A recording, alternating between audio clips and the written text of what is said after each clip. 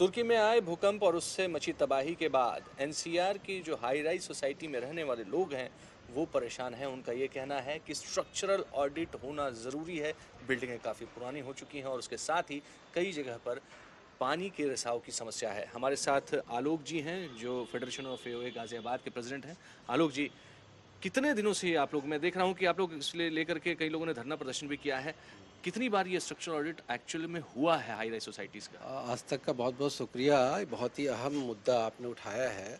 पिछले 10 सालों से हम लोग इस मसले पे अथॉरिटी के साथ बातचीत कर रहे हैं, क्योंकि गाज़ियाबाद और नोएडा में सबसे बड़ी दिक्कत ये रही कि हाई राइज में जो एफआईआर दिए गए, उस एफआईआर के साथ-साथ एक प्रोविज़न गवर्नमेंट का जो था परचेजेबल एफआईआर का।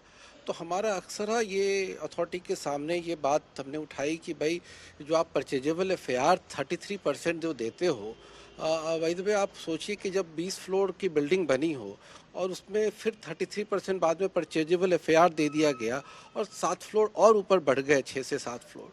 तो आप सोचिए कि जो बिल्डर है वो बनाया था 20 फ्लोर के लिए, सारी उसने जो तैयारी की थी 20 फ्लोर की थी, सडन लास्ट में उसको 33% और मिल गया, उसने 6-7 फ्लोर और बढ़ा दिया। तो वो हम कैसे मान लें कि उसका जो स्ट्रेंथ है वो आज भी वही है। तो हमने ये बात कई बार ये उठाई कि भाई, इस पे स्ट्रक्चर ऑडिट, प्रॉपर एक थर्ड पार्टी ऑडिट होनी चाहिए।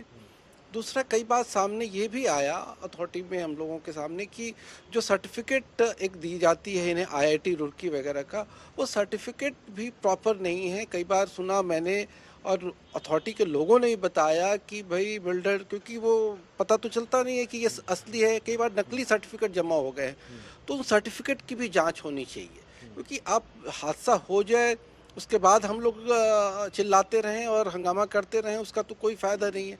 आज इतना बड़ा हादसा टर्की में हुआ है, उसको देख के अगर हम थोड़े भी जाग जाएँ तो हमें लगता है कि हमारा भविष्य सुरक्षित हो सकता है। अभी तक कितना आप इतने सालों से इन सब चीज़ों को लेकर लड़ाई लड़ रहे हैं, कितनी बार आपने देखा है कि स्ट्रक्चरल ऑडिट करने कोई टीम आई हो, बीम्स की, पिलर्स की, कॉलम्स की जांच हुई हो और उसकी कोई किसी मशीन को लगा करके ऐसा कोशिश किया गया हो? जी, जी।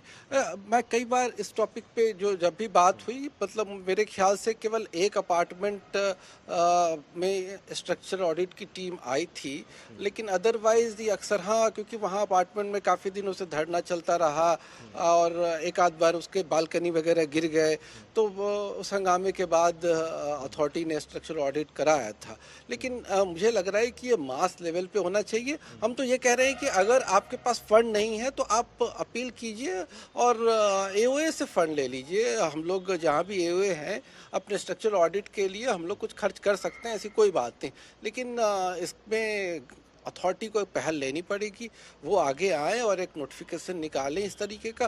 मैं तो कह रहा हूँ कि योगी जी और हमारे पीएम और सीएम को इसमें पहल लेनी चाहिए। उनके तरफ से इस तरह से कुछ नोटिस चला जाए और एक अर्बन डेवलपमेंट अथॉरिटी की तरफ से इस तरह की पहल हो जाए, तो वाक़ई ये एक बड़ा बढ़िया काम रहेगा हमारे घर। कैमरा पर्सन अंकित के साथ अभिषेक आनंद, गाजियाबाद, आज तक।